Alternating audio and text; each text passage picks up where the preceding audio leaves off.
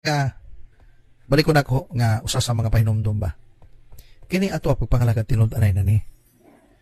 Kung masakitan man mo, dili gyud ko magsorry. Yan magsorry man ko yung nasakitan mo kay tinud man itong istorya dire. Wala gyud na sa kong karakter nga kung naigo mo suwali, magsorry ko ninyo. No, I love you instead of saying sorry.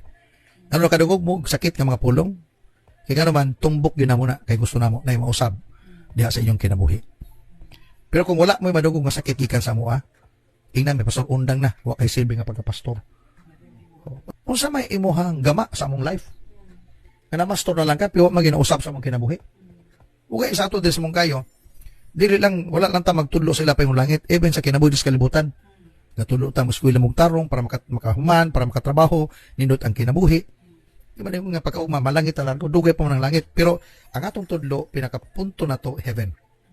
But before approaching heaven, before entering heaven, sa kanibutan, mutudlo ta. So natin may instruction.